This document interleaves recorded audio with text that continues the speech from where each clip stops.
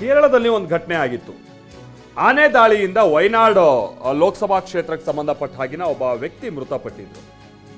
ನಮ್ಮ ರಾಜ್ಯ ಸರ್ಕಾರ 15 ಲಕ್ಷ ರೂಪಾಯಿ ಪರಿಹಾರ ಕೊಡ್ತಾ ಇದೆ. ಅದಕ್ಕೆ ಇದೇ ವಿಚಾರ ಬಿಜೆಪಿ ರಾಜ್ಯಾಧ್ಯಕ್ಷ BY ವಿಜೇಂದ್ರ ಇದೇ ವಿಚಾರವನ್ನು ಇಟ್ಕೊಂಡು ವಾಗ್ದಾಳಿಯನ್ನು ನಡೆಸಿದ್ದಾರೆ.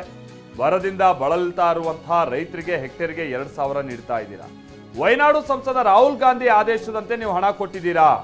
ರಾಹುಲ್ ಗಾಂಧಿ ಹೇಳಿದ್ರು ಅಂತ ನಮ್ಮ ರಾಜ್ಯದ ಜನ ನಾವು ಕಟ್ಟುವಂತ ತೆರಿಗೆ ದುಡ್ಡನ್ನ ತೆಗೆದುಕೊಂಡು ಹೋಗಿ ಕೇರಳದ ವ್ಯಕ್ತಿ ಕೊಡ್ತಾ ಇದ್ದೀರಲ್ಲ, ಇದು ಯಾವ ನ್ಯಾಯ ಅಂತೇಳಿ ಪ್ರಶ್ನೆ ಮಾಡಿದ್ದಾರೆ.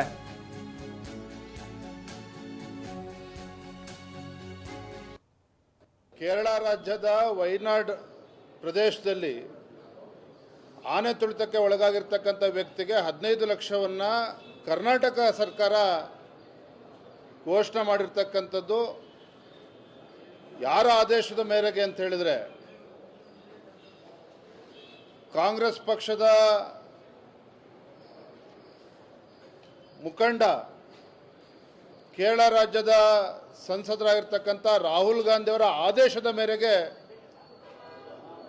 ನಮ್ಮ ಸರ್ಕಾರ ಈ ರೀತಿ ನಿರ್ಧಾರ ತೆಗೆದುಕೊಂಡಿರ್ತಕ್ಕಂಥದ್ದು. 15 ಲಕ್ಷ ರೂಪಾಯಿ ಕೊಟ್ಟಿರ್ತಕ್ಕಂಥದ್ದು ಭಾರತೀಯ ಜನತಾ ಪಾರ್ಟಿ ಇದನ್ನು ಖಂಡಿಸ್ತದೆ. ಒಂದು ಕಡೆ ರಾಜ್ಯದಲ್ಲಿ ಬರಗಾಲದ ಸಂದರ್ಭದಲ್ಲಿ ರೈತರಿಗೆ ಹೆಕ್ಟೇರಿಗೆ 2,000 ರೂಪಾಯಿ ಕೊಡ್ತಕ್ಕಂಥ ಒಂದು ರೀತಿ ಭಿಕ್ಷೆ ರೀತಿಯಲ್ಲಿ ಕೊಡ್ತಕ್ಕಂಥ ಪ್ರಯತ್ನ ರಾಜ್ಯ ಸರ್ಕಾರ ಮಾಡ್ತಾ ಇದೆ.